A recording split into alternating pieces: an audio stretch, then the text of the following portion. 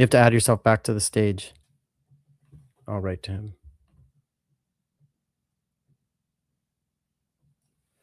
Oh, not yet. Sorry.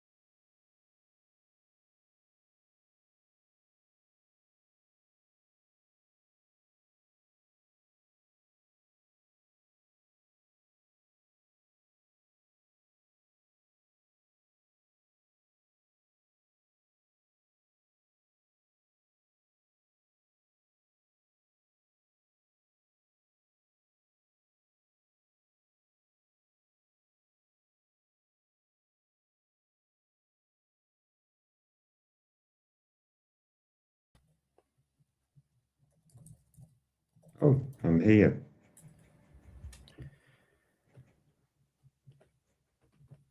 All right, we're live, Alex. How are you doing?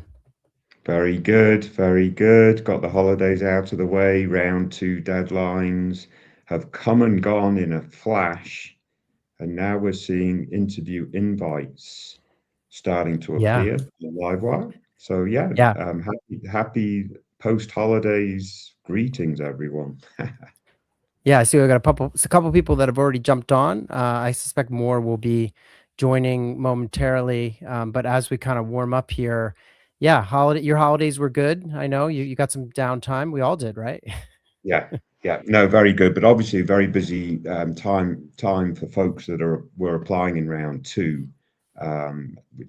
Schools all having those deadlines condensed to that first week after the break. So hopefully, folks are being able to take a bit of a deep breath now as they wait to see if they get interview invites. I guess that's the stage we're at. Yeah, exactly. And that's going to be the focus, I think, for today's discussion. Although, as usual, we'll take any questions that come our way. If you want to talk round one decisions or dilemmas or anything about your MBA application strategy, we're always happy to answer your questions. And just as a reminder, I sometimes feel like we don't do any kind of backgrounding. So I just want to mention Alex and I know each other because we both used to work in the admissions office at Wharton. Alex actually served there as a senior associate director of admissions at Wharton for more than 7 years. And I was a current student at Wharton, got involved in the admissions office, started working with Alex after I graduated. We did some cool tech-oriented stuff for Wharton with regards to admissions and using all kinds of fun forums and things to take the application process a bit more digital back then. And then I left to co-found ClearAdmit, and Alex came on board eventually after that to join. So that's kind of the backstory. We've got a ton of, obviously admissions experience. So over the last, more than 20 years now, we've been focused exclusively on getting into sort of top MBA programs. So that's the background. And obviously, I presume everyone joining us today knows about clearadmit.com and all the resources that are, for the most part, I think all of them now are free on the website, all the AI stuff, and we'll get into it. But Alex, I want to, can you just walk us through a little bit about the interview process for business schools? And because I think a lot of the folks joining us have probably applied in round two and are waiting for interviews. And if I had to guess, one of those schools that they're waiting for might be Harvard Business School. So can you tell us, like, when are those invitations coming? What's going on generally with interviews? Sure. Yeah. And folks, please use the chat to post your questions. That way, we'll tailor this live stream specifically to what you want to know and stuff. So, yeah, as stated, please drop your questions in the chat. That will be great. So, yeah, in terms of the season, round two deadlines have come and gone. And schools basically operate in two different fashions in terms of how they roll out interview invites. So if you go to Livewire, you'll see plenty of interview invites um, trickling out for different schools. So Kellogg, you'll see lots of interview invites. Yale's another. and so on and so forth. But there are then certain schools that like to release interview invites in batches, one batch or possibly two batches. And those sort of bigger rollouts tend to start with Harvard. And HBS, if we were going to gamble a little bit, we would say HBS will roll those out on Monday, um, and um, and will announce that they're going to roll them out on Friday. That would sort of mimic what they did in the first round, but also be similar to what they've done in years gone by, and so forth. So HBS will lead off, and then we'll get Wharton probably about 2 weeks later. I know we've got the official date for Wharton. It's February 20th, when they roll out all their interview invites. Between those two, we'll see batches come out from Ross, from Booth, and maybe one or two others, Sloan possibly, or Sloan might actually be just a little bit after Wharton. But we do have um, a resource available to folks on the Clearamit site that sort of predicts when these interview invites start rolling out, et cetera, et cetera. So I encourage folks to study that resource. Now, we have a question. So, Graham, I think I don't have the access rights to post the question. So I think you probably do. I There do. we go. And I've just dropped it So, in there. Yep. yeah. So our first question, and I'll ask it to you, Graham. What should be our attire for a virtual interview? Yeah, I think your attire should be the same as if it were in person. I mean, it's certainly you can't go wrong doing that. Now, I will say, post pandemic, I think back in the days, Alex, when you and I were doing interviews for Wharton, everyone would show up in a full suit, tie, etc. And I do think things are slightly less formal nowadays, as we've seen. But I still think if you're a guy, you're wearing a button-down shirt, probably a blazer or some kind of a jacket. And if you're a woman, the equivalent, whether that's a nice blouse, et cetera, like it should be formal. This is not sweatpants and casual attire. You need to respect the process. And I know it sounds silly. People, especially look at a lot of tech companies, people are walking around in jeans and t-shirts, but for this purpose, I really think it makes sense to just dress the part. I don't know if you agree with that, Alex, but that's my take. No, absolutely. I would completely agree with that. And I think it also gives you a little sense of confidence, right? And that's important coming into the interview. You want to look sharp, you want to look prepared. And I think looking formal is never going to be a bad thing, right? Now, some schools might be more open for you to be a little bit more casual, but some schools might not be, right? Whereas I don't think any schools would be less open to folks that show up in a formal, um, Right. courteous way, etc., etc. So I would Yeah. No, that was a always, really good. yeah, I Yeah. I Good. That would was a all, good one. yeah, always veer on being formal, and especially things can go wrong, right? You might have to get up and shut a door, or answer some knock on the door or something. And if you get up and all you got is your boxers on and you start walking out a screenshot with your boxers, it's probably Not a not a good good call. look. No. And In yeah.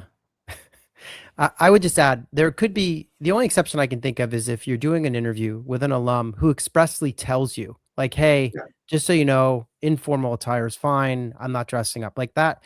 And that does happen occasionally, especially sometimes in person interviews. Someone might say, we're meeting at a coffee shop. Please don't, it's fine.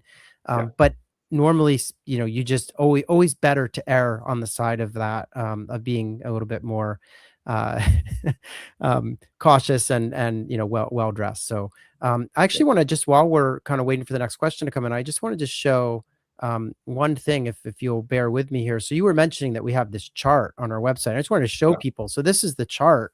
Um and it's quite long. I mean, it's got all the kind of leading business schools in the world, but we have this kind of what's the school? This is all for round two. So when was their deadline?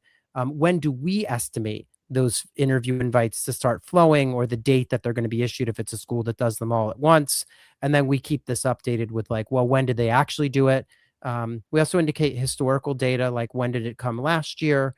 And then obviously, when are you going to get your final admissions decision? And whether the interview invite process is kind of rolling or a set date, et cetera. So this is based on the data that we have And in on. can, Yeah, go ahead, not sorry. not to interrupt you, Graham, but you are you actually showing this chart? Yeah, are you not seeing it? Not seeing it. Yeah. So just to let you know, we Hopefully. need to. There we Oh, go. there we go. There we go. Yeah. Sorry, Yeah. guys. Very good. Yeah. Yeah. So yeah, you can see this chart and, essentially, yeah, we're trying to, just give you a sense to help. I mean, a lot of this is nerves. People get really worried. And so it's nice to see there's these broad windows for those schools that trickle out invites in many instances. Yeah. You take a school like Yale, which, they often get some interview invites out right away. That's kind of when we expect the first, interview invite. But then last year, you can see they flowed from the 13th of January all the way through almost mid-February, right? So Yeah. there's a range for a lot of these schools, and it's important to remember that. Yeah. In any event, that's on the site, and it's a really good resource, and just wanted to make people aware of that. So, Yeah. but back to yeah. So looks like we've got some other questions coming in. Someone says, "What can we expect to be asked?" That's a broad one, but Alex, I'll let you tackle it because I think it's a good starter. Sure. And it'll vary a little bit from school to school, right? From different MBA programs, and some of the degree of variability will be determined by whether it's a resume-based interview, or an interview that's based on the application itself. Application materials, much like Harvard and Stern, maybe, Mhm. Sloan a little bit more, or whether it's a completely blind interview, and that would be Darden, for example. So, depending on what the interviewer knows about you, they'll want to learn about you. They'll want to learn why you're applying to this school. What are your post MBA career goals? How have you gotten to where you've gotten today? So talk about your career journey. So you might get asked right at the beginning, tell me a little bit about your career choices that bring you from your university to where you are today, and so on and so forth.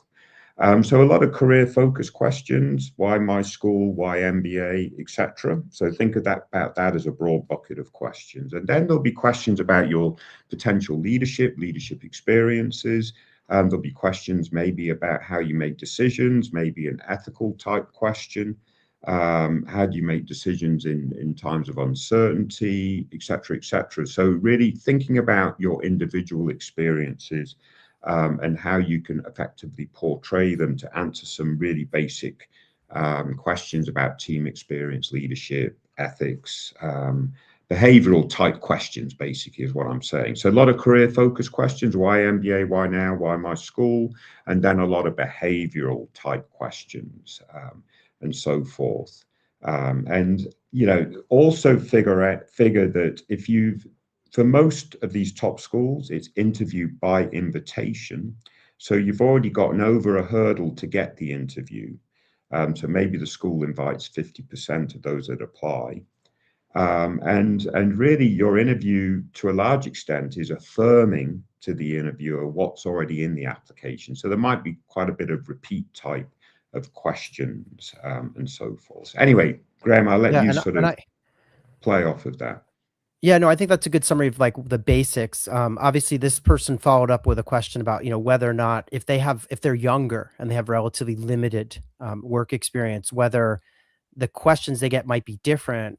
And I would argue that, maybe to some extent, but typically, they're going to want to ask about your work experience no matter what. And so it's going to be more of a focus on, what are the milestones, accomplishments, instances of teamwork, leadership, managing up. And so I wouldn't, I think, and I would also argue that this varies depending on whether you're in a blind interview or an application based interview. Because obviously, if you're interviewing at HBS, they've read your file, and they've gone through it very, very carefully just before the interview, and they're going to have crafted a set of questions that are really tailored to your background. Now, we know what a lot of those questions are in terms of the typical kind of paths they take because so many people have posted to the Clear Admit interview archive over the years. So we know they're going to ask probing questions about, why did you join this company and what do you find hard about your job, or what are challenges you faced, et cetera. But I would expect if you've had relatively limited work experience and the school knows your file, they may probe a bit to find out whether Yeah, you've got enough, kind of leadership, teamwork, et cetera, to contribute in the classroom. But yeah, no, I think that's a good summary. Alex, we got the questions are kind of flowing fast and and furiously now, so I'm going to throw another one up on screen. And this is kind of interesting because it's a good yin to the first question, yang there, because this is for an older candidate, right? So they're wondering, if you're older and you're doing a career change, which is very common for business school, right? Changing your either function, industry, geography, or maybe even all three. What would someone expect though if they're proposing to do that sort of thing?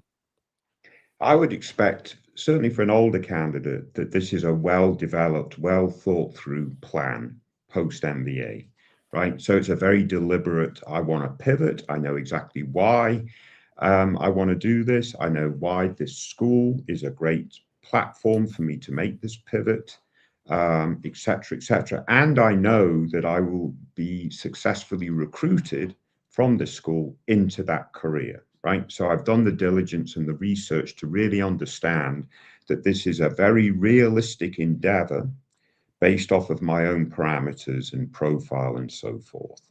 And I think if you can check all those boxes, then you shouldn't be concerned relative to any other issues, interviewing, or even again in the essay portion of the application. And again, if you are interviewing at a school that it has invited you to interview and they've read your application and made that decision, then they buy into it too to some extent, right? You've overcome a hurdle.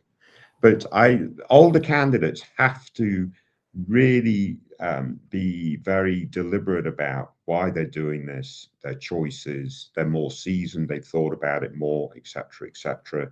And you're pivoting, and that why now? So maybe the interviewer in the back of their mind said, "Why didn't you do this 2 years ago? Have you sort of missed the beat there, or something like that?" So yeah, I think a bit more focus on why now, very deliberate about thinking everything through. And then the other thing, just as an older candidate, how are you going to engage in the MBA experience? Because again, the stereotype is older candidates might be distracted with other stuff, family, et cetera, and not be fully embracing the 2 year experience. So activity in clubs, and conferences and various other things. Yeah. Yeah, I could not. I mean, that's you've said everything that needs to be said about this. The only thing I would add, I guess, is just that if you feel like your application wasn't as strong as it could be in connecting these dots, then the interview might be an opportunity to really underline and make sure that the interviewer understands the logic and rationale. Because it could be that an application reader is like, engineer wants to go into investment banking, hard to understand how that's going to happen. And so if you haven't connected the dots in your essays, this would be a good opportunity to show that, in your spare time, you've pursued the, CFA or whatever you've been doing to kind of position yourself for these types of roles. But yeah, older candidates need to show fit and dedication because as Alex said, there's always this risk of them being a bit distracted or less engaged in the community. Yeah. Let's go. We've got some other questions that have come in. This is another really good one. This is, I think, the same person that asked us about attire. So two for two here. Should we tell the same stories that we have written in the essays? So, yeah, Alex, what do I do? And I have a feeling you're going to give a two-pronged answer to this. But yeah, what's the story here? Well, I mean, I just think you need to give the best story to answer the question, right? And the question might be slightly nuanced from the types of questions asked in the essay, so that might lead to a different story to answer that question. But if I wrote about something in the essay and my interviewer asked me a question where that particular experience is the best example to address that particular question, I would absolutely use it in the interview because the interviewer is going to write up a report that's focused on that interview and what they learned about you from that interview. So I wouldn't be deliberately steering clear of everything I wrote in the essays. Now, the counterpoint to that is the interview is a good opportunity to add additional experiences to your overall profile, especially if you've had a recent promotion, etc., since your application. Then you could talk about some of that in the interview. But quite honestly, Graham, I wouldn't be hesitant to repeat a story if it's really the best story to answer that particular probing question. Yeah, I mean, the only thing I would say is obviously with a school like an HBS or a Sloan, where it's a non-blind application-based interview, they're likely to say to you something like, "Hey, in your application, you talked about Yeah, doing this," and they're going to peel that onion and want to go a layer deeper or two or three layers deeper than you did in the application materials. So I think it would be unwise to just, spit back out exactly what you said in the application. You got to go deeper with those schools that know your file. But by all means, when you're in a blind interview, you picked these stories for a reason in your yeah. application. And so you should tell them again. It's totally fine. They're the most compelling stories. I want to throw you a curveball, Alex, because we have a bunch of interview questions, but this one came in that's a non-interview question. It's kind of a fun one. So I'll just throw it at you. It's a decision wire type question. So I hope this person will post to Decision Wire if they haven't already, which is a tool on our website where you can get feedback from Alex and other people in the community. But this person's got into Kellogg and Fuqua, full price for Kellogg, whereas they have a $65,000 scholarship at Fuqua. Obviously, they're happy to have both of those acceptances. They're trying to figure out where to go. Looks like they're maybe from India, did 6 years in tech in India, and are hoping to do short term work in product management. So, what do you think about this, Alex? It's a classic dilemma, right? So you've got Kellogg, which is an M7, and it's in that tier with Booth and Columbia and Sloan. And you've got Fuqua, which is in the you could argue the next tier, but if not the next tier, the following tier, certainly within that top 16, right? Both very good programs. So if you're talking any of these programs in the top 20, they're very, very good. But the M7 does give you a little bit more access to opportunity, a larger alumni network, more resources, et cetera, et cetera. So that's how the sort of you think about the rankings. That's sort of how you've got to think about it. More in tiers like we do. So and the opportunities that the schools can provide. So more opportunity at Kellogg, but is it worth 65K? That's the question for this candidate. And then the answer again is not clear cut, right? It's your the risk that of taking on the extra debt versus the risk of not going to the school that provides you most opportunity, right? So which risk is higher? And that Mm, will be different for individual candidates. And, in terms of their risk tolerance for taking on the debt, in terms of risk tolerance for having, I mean, if you have an outstanding resume and, et cetera, you could probably go to Fuqua and get almost as good, if not as good, an opportunity as going to Kellogg if your resume is absolutely outstanding. And not forgetting that the leader of one of the largest companies on the planet was a Fuqua MBA, right? So it'd be ridiculous to suggest that the opportunities aren't there at Fuqua, but they are there in a little bit more bountiful at Kellogg. So it's a $65,000 question, Graham. There's no one yeah. absolute black and white Yeah. answer. I would say some of it comes to risk appetite, like you're saying. Yeah, How comfortable are you going into that debt? Knowing that you might have to return, if you're from India and don't have U.S. citizenship, it's possible you'd have to go back to India afterwards. So that plays into the calculus as well. I mean, I will say both these are really great community schools. I mean, they just yeah, are both close knit, super friendly environments, slightly different campus settings. I mean, Duke's in much smaller Durham, kind of a leafy campus. Evanston, where Kellogg is a beautiful part of the kind of Chicago region. But you're, more of an urban setting as you head into the city there. So just different kind of environment for those 2 years. But yeah, it just depends on where you want to be. I would look at the placement stats specifically into product management. I would also look at the geographies, like, do you want to be in the Southeast or Mid Atlantic, Northeast? Do you want to be in the Midwest or out West? Some of these schools are stronger than others in certain areas. So anyway, thanks for kind of taking that little diversion, Alex. But let's go back to interviewing. So we've got someone with this question about English fluency, and I think this is a really good one. I mean, it's how critical is English fluency? This person was denied at CBS, waitlisted at Fuqua in round one, despite having M7 level stats, and they feel like their interview performance was hindered by their speaking skills, which I mean, certainly possible. What do you make of that, Alex? yeah. I mean, frankly, it could well be an issue, right? obviously with an MBA program, communication is vital to make the most out of the program. So for your benefit to make the most out of the program, as well as for the benefit of other students, etc., so that you can contribute most and so on and so forth. So one of the values of the interview is the school can gauge your fluency, and so forth. So I'd certainly suspect that that might be the case. But you say you were denied at Columbia and waitlisted at Fuqua, both after interview invites. Now, even if you have M level, M7 level stats, you could still be denied at Columbia and waitlisted at Fuqua, and have great English, right? So Yeah. it's not just I've got the average, the median stats for here, so this school should admit me thing. It's going to be also obviously based off of your professional experience, and your why MBA, etc. That's got to knit very well with the schools that's interviewing you and so on and so forth. But it certainly could be English communication skills, Graham, I would say.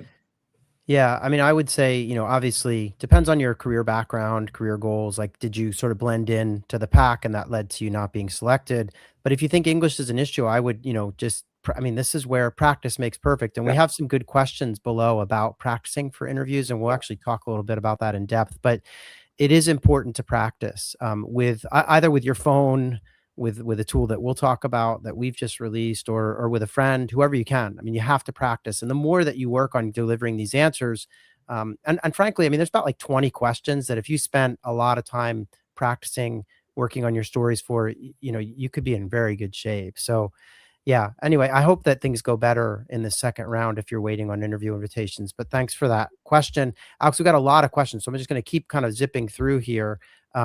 This is actually a really good one. How often do you recommend doing interview prep, and what kind of preparation should candidates be doing beforehand? well, I think as you pose that question, Graham, I think you should share our interview, Oh, simulator, and yeah. we'll Okay. just We can show show. people. Yeah. So we're going to Okay. take 5 minutes to do a show and tell of our interview simulator that we released literally within the last week. Um, as a platform for doing interview prep. So part of this question is, what kind of preparation should candidates do beforehand? It's try to simulate a real MBA interview experience. So we've developed this tool to hopefully allow you to do that. Yeah, so So this is the interview simulator that we just have built and released what last week, right, Alex? Is that when yeah, it yes, was last week. yeah. So if you Um, go to clearadmit.com/interview, you get to this page. So if you click get started, Graham, yeah, so the interview simulator tool allows you to put in your resume, which most schools will have access to your resume. You'll bring it along or whatever it is, and then the interviewer will have it in front of them. So if you drop the resume in there, Graham, so we've predetermined this. I've created a fake resume, and then click yeah. next. All right. What school do you want to interview for? Yeah, so now you can select, and we've got about 15 schools, up 20. on this list, 20 They're 20. schools. Yeah. Yeah, yeah. And unfortunately, Wharton's not one of them because that's a team-based interview, so that's a completely separate thing.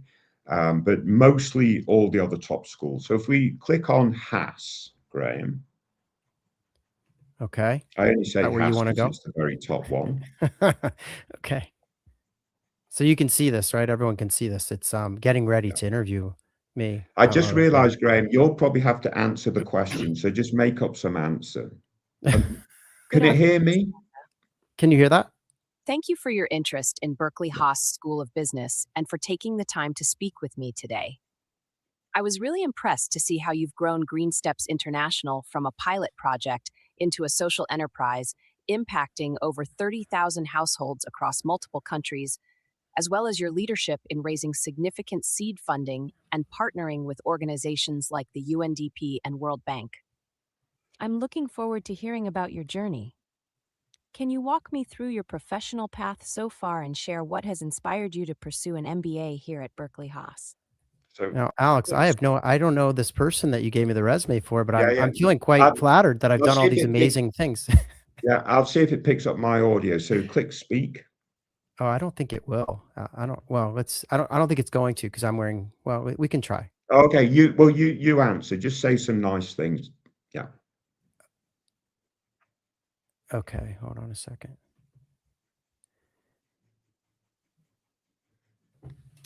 Thanks for taking the time to interview me. I'm really excited to be here today, and yeah, I appreciate you looking over my resume and underlining some of the things that I've accomplished with UNDP and the World Bank. I'm, it's been a really interesting journey. I'm very passionate about the intersection of public and private and the ways that NGOs, non-governmental organizations, can help with problems around the world. And frankly, that's kind of what's led me to Berkeley Haas. I mean, obviously, the University of California at Berkeley has an amazing reputation in this domain, and Haas specifically, I feel, will give me the tools that I need to be able to move from a kind of person, working in nonprofit to someone who can really sit at the intersection of business and nonprofit.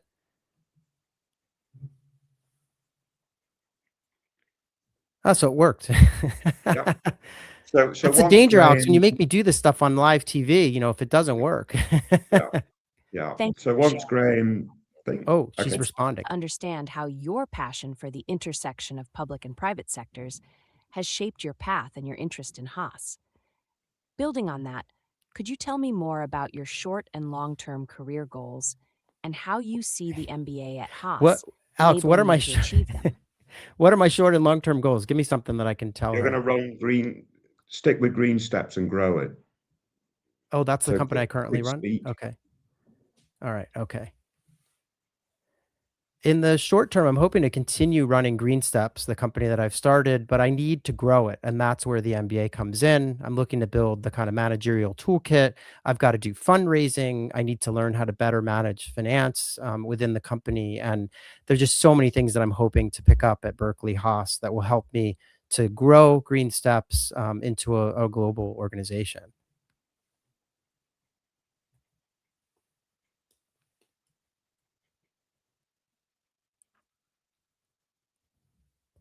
Did she like that? Thank you for She outlining those goals. Given your focus on scaling green steps and strengthening your managerial skills, could you share a specific challenge you've faced so far in managing or fundraising for the company and how you approached it? Okay, So just stop so the everyone end the knows. interview. Yeah, end the Oh, we'll just interview. end it. Yeah, Yeah, okay. So I'm gonna hit end interview. I'm not gonna get a yeah, good grade though, because I'm that's just fine. bailing. Oh, And okay, now I then gotta put in put my your stuff. details in. Yeah, okay. Yeah, alright, hold on.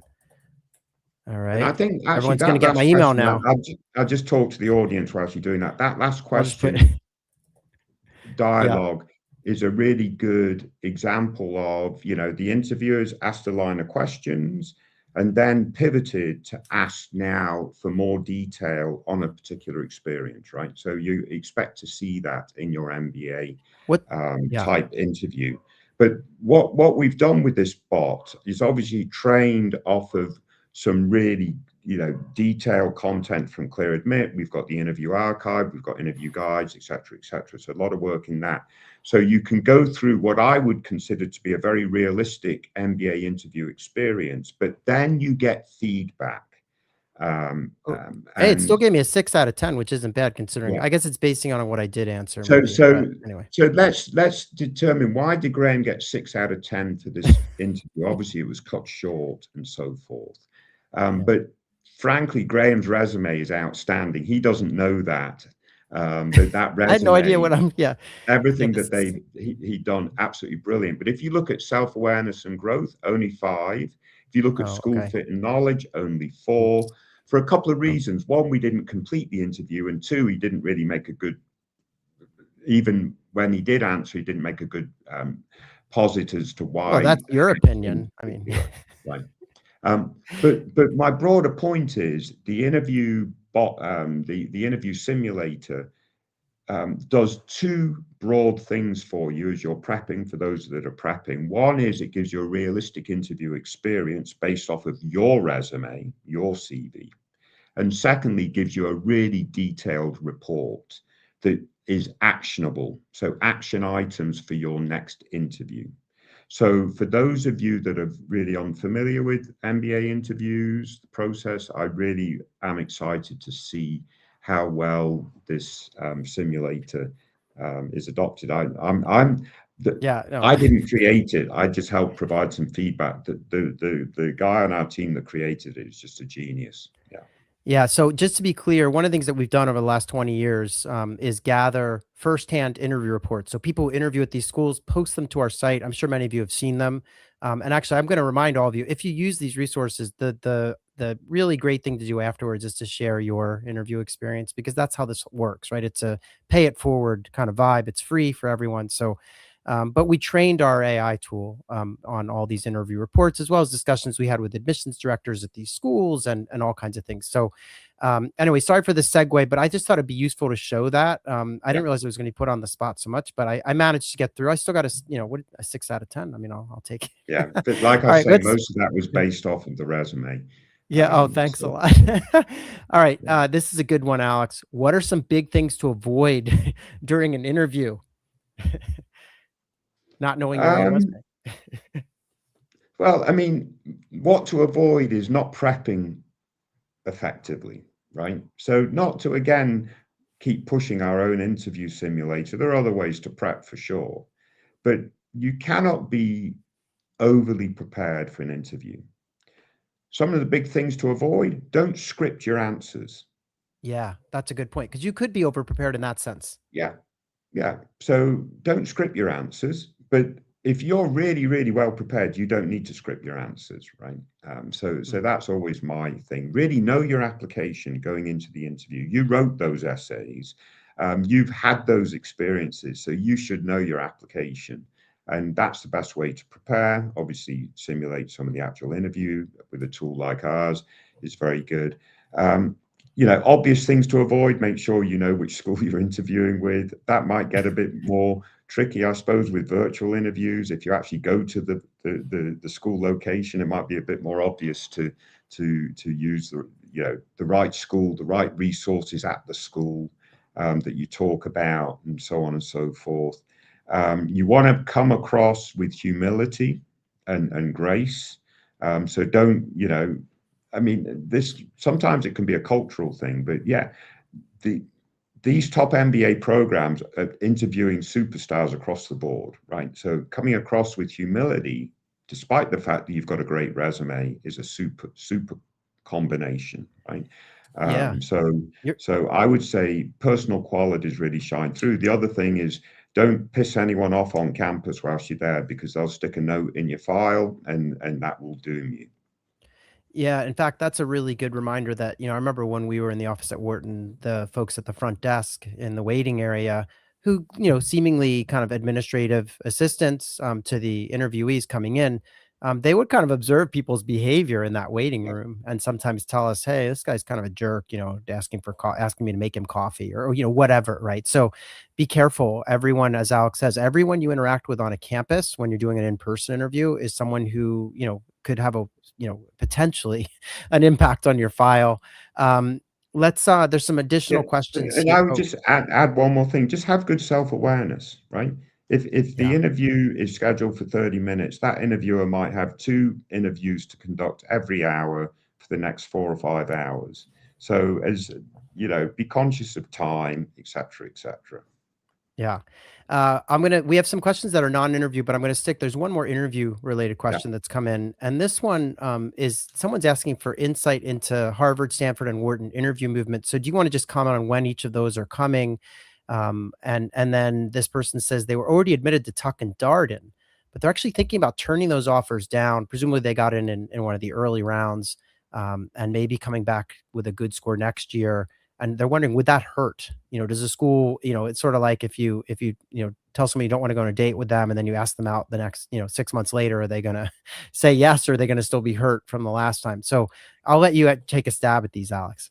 yeah. There's always a risk, right? You turn school down, you might not get in the next year, but you might well get in, right? On the assumption that you're coming back with a better test score, but also growth. So don't just rely on the better test score and you've sort of paddled water, or whatever the right term is, in terms of your career and so on and so forth, just because you're waiting for that better test score to get into a better school or something like that. So the AdCom will expect you to have continued on a very positive trajectory, sorry, when they're looking at your profile the following year and so forth. So there's some risk involved, but if you know you're going to come back with a stronger test score, then you're mitigating. But frankly, your goal that next year won't be to get into Tuck or Darden, otherwise you'd have gone this year and you got the extra year's benefit of getting your MBA a year earlier, right? So your goal, if you turn them down, is to actually get admitted to M7 or M7 plus or whatever the following year anyway. So what is happening, Harvard, Stanford, and Wharton? We predict Harvard will release interview invites in one batch, and that'll be on Monday. That's our best guess of next week. It's possible it's Friday of this week, but I would imagine most likely it's going to be the following week, with Monday being the most likely. And Wharton, we know it's February 20th. They release all those interview invites in one batch, as does Harvard. They just don't publish far ahead of time when that is. And Stanford, I think, has started trickling those interview invites out. So Stanford does it differently. They will every day or whatever it is through the week trickle out interview invites over quite a long period of time, Yeah, very probably long. a month and a half. Yeah. Yeah. So, one comment on this sort of Tuck and Darden thing. I mean, I would say if you've applied to Harvard, Stanford, and Wharton in round two, I would make the decision around Darden and Tuck based on what happens Yeah. with, like if you don't get any interviews for these schools, um, I kind of it might not be worth it. I mean, it'd be good to know more about your background, obviously, to give you more direct advice on this, because by looking at your background, might have a better sense as to whether it's really the test score that's going to make the difference here or not.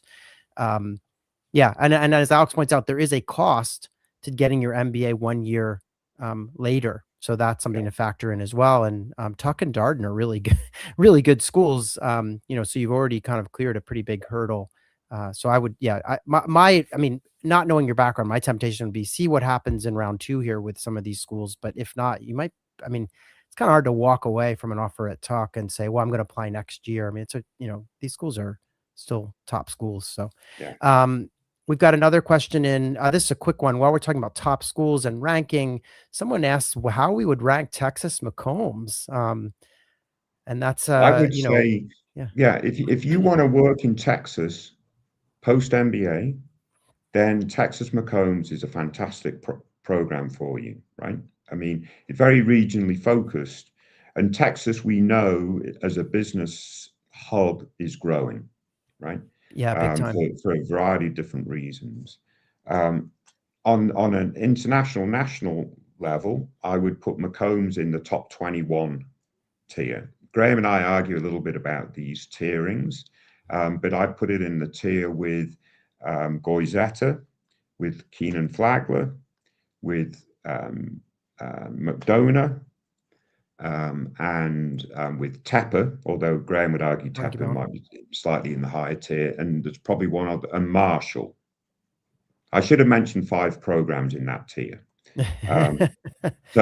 And what we mean by tiers is these programs are comparable, and so it becomes down to personal choice, career choice, which of those 5 programs is better for the individual candidate, rather than an ordinal ranking that says program 18 is better than program 20. We would rather bucket them into tiers because Yeah. we think that's much more reflective of the marketplace. Yeah, and I would just add, I think that, I mean, UT has a network that's quite Yeah, established in California as well, yeah, kind of across the South and West. So I think it depends on, like what's the industry you're curious to enter. But I will say we've heard a lot about, Texas is opening up its own stock exchange, the yeah. TXC, which will, compete with the NYSE. So there's a lot of momentum in Texas, also around corporate governance, and so yeah, I think, I mean, it's obviously a great school. People rave about it. People are incredibly passionate. Probably rivaled only by Michigan Ross in terms of school spirit.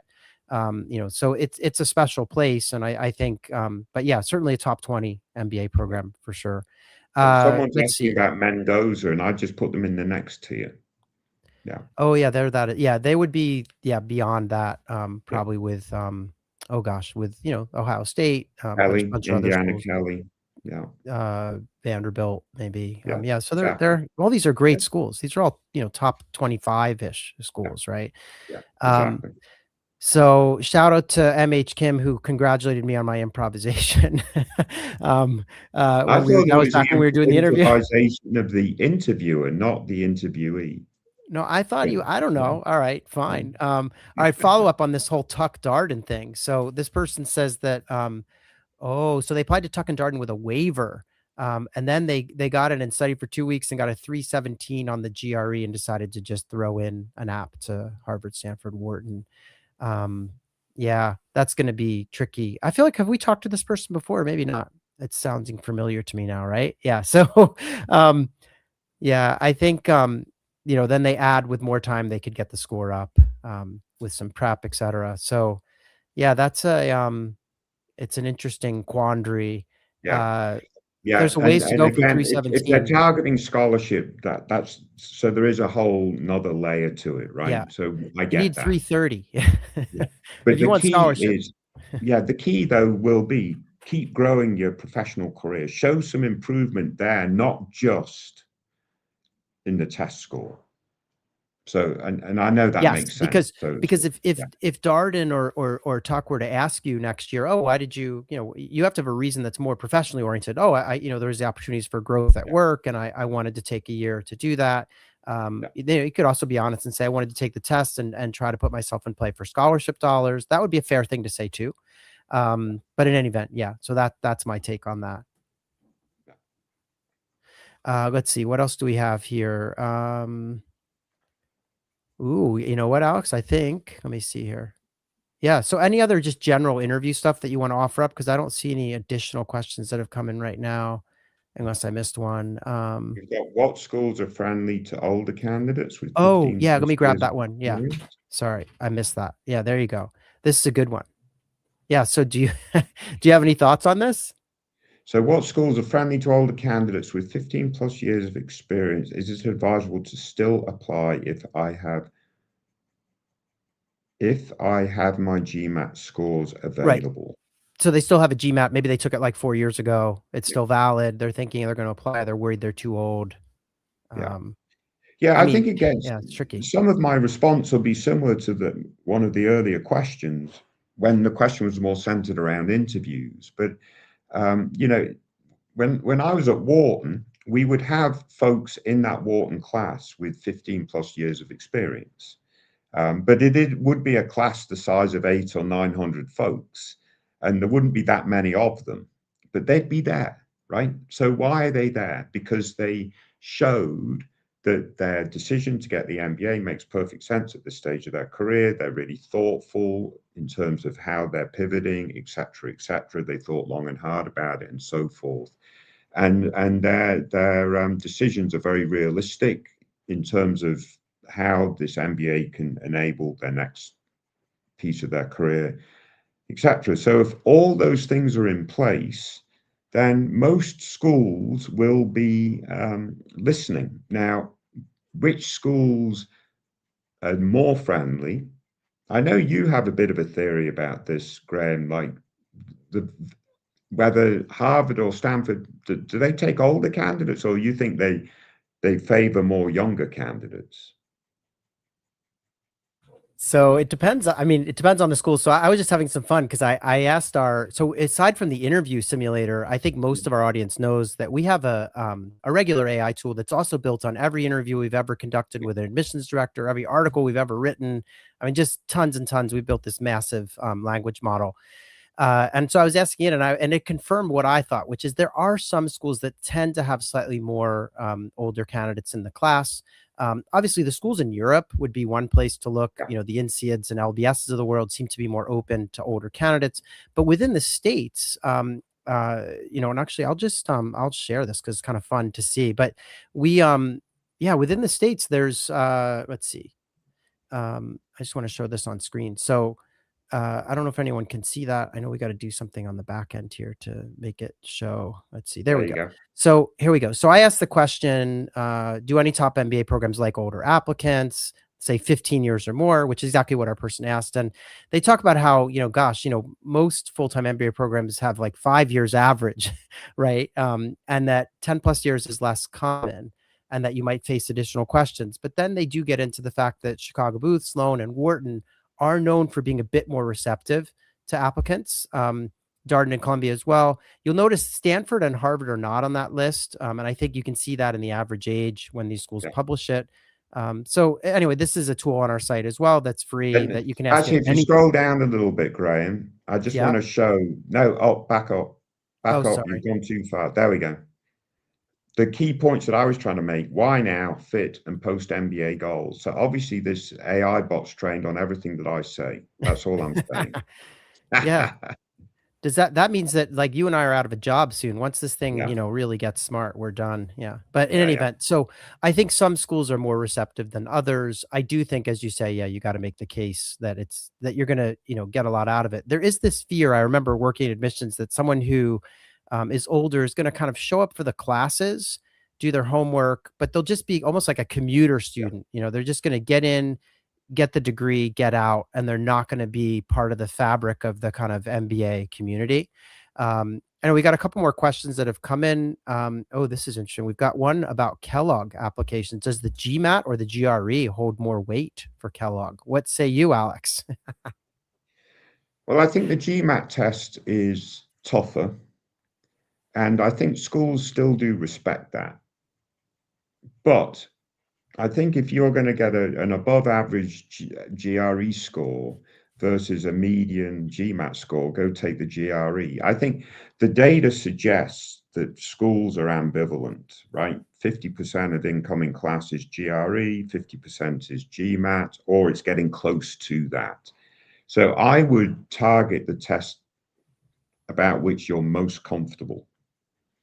If you want to take on the challenge and you're a non-traditional candidate and you want to prove to the adcom that you've absolutely belong and the rigor of the thing, then yeah, go for the GMAT. But I think the GRE is absolutely fine at this point.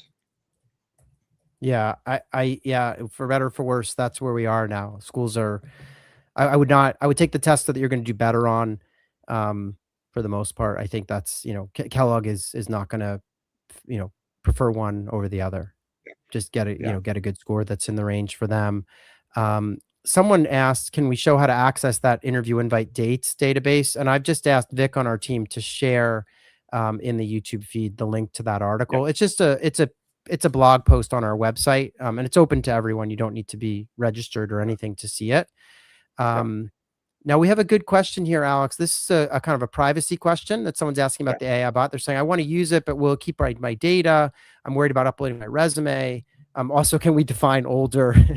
I'll do the yeah. define older. I'll let you talk to the kind of privacy stuff. But I would say older is, substantially above the average number of years of work experience that a program has. So if a program has, 5 years, I would say once you're above 7 years, you're probably going to be viewed as slightly older. Or some people would say if you're over 30, that kind of puts you in the older category. But Alex, we have some guardrails in place on the AI bot so that people should feel okay about uploading, right?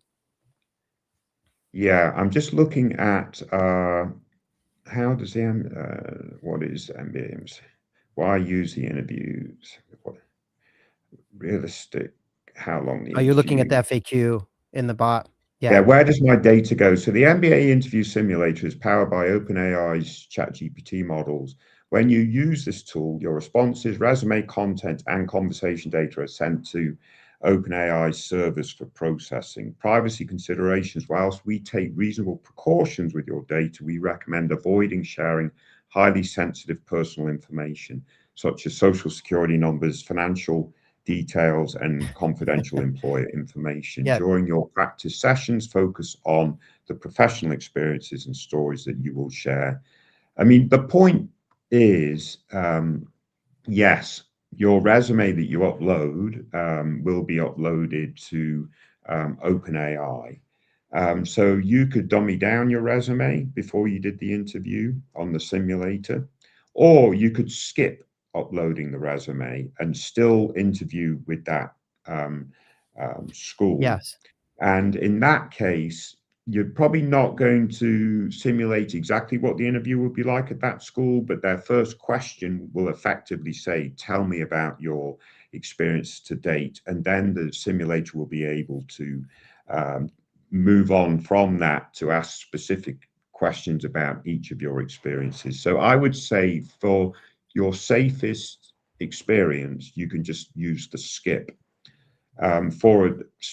For still a very good experience with the simulator, or just dummy down your resume a little bit. So make sure you take away any key confidential data points in that resume. We at ClearEmit do not store your resume.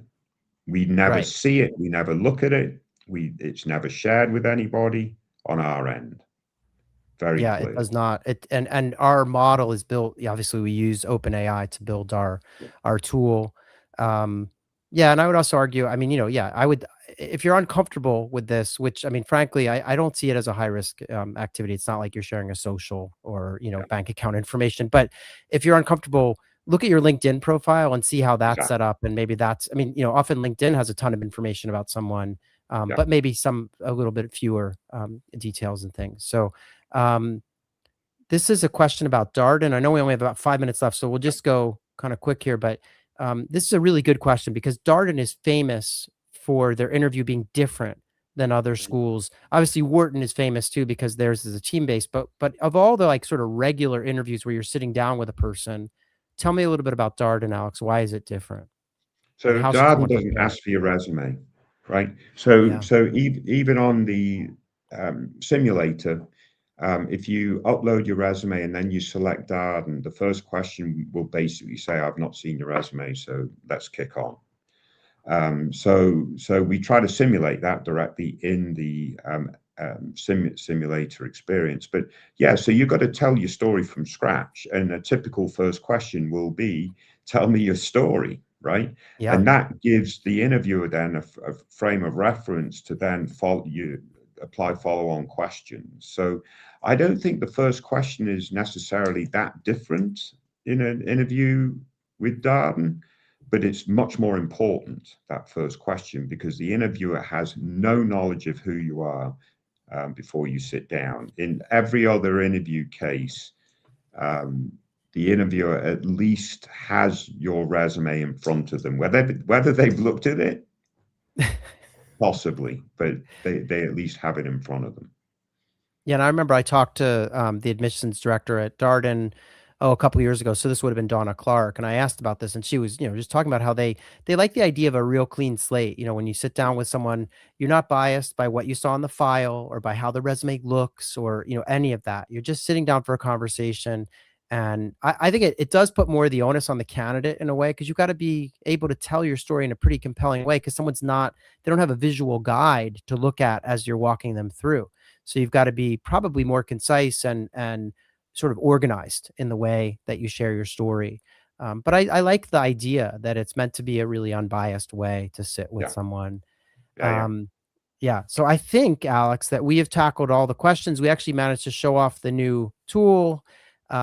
This is an exciting time. Again, I expect Harvard will send a note out this week saying that interview invites are coming Monday of next week. It could come sooner, but if his history is any um, judge, it'll be Monday, and we also expect Stanford to keep trickling those invites out, and obviously a lot of the bigger guns, the Chicago's and Whartons that release all in one fell swoop are going to be still forthcoming. I think Ross falls into that category as well. yeah. But already on Livewire, we see lots of invites. And if you do get an invite to a school, whether it's a Yale or a Berkeley or any of these schools that trickle them out, Stern, please post to Livewire. It really helps the community. That's what we're here for. I mean, our goal as a company is to try to make this process a little less stressful and to give you a community to hang out with as you kind of go through it. That's why we do these monthly live streams. That's why we have our weekly podcast, Livewire. You can leave comments. So really engage in the community. That's what it's there for. But yeah, Ellie, is there anything else that you want to add, Alex, before we kind of wrap up things? I think we don't have any more questions here, so we're pretty good for once. No, very good. It's time for me to go to the pub. Yeah, that sounds good. But best of luck, Yeah. everyone that's preparing to interviewing, and so forth. And yeah, I mean, hopefully you'll have great interviews and have great news, and we'll be back here in fourth Tuesday of February, right? Yeah, I need to look at the calendar to figure out when that is. But yeah, let's call it let's see, that'll be the 24th. 24th, I believe. Yeah. All right. Let's do it on the Yeah. 24th. That sounds good. Yeah. All right. So we'll see everyone then. Thanks again, Alex, for all of your help as Yeah. always. I love doing these with you. So we'll see everyone next month. Yeah. Cheers, Take care. Graham. Take care, everyone. Thank you. All right. Good Bye-bye. luck.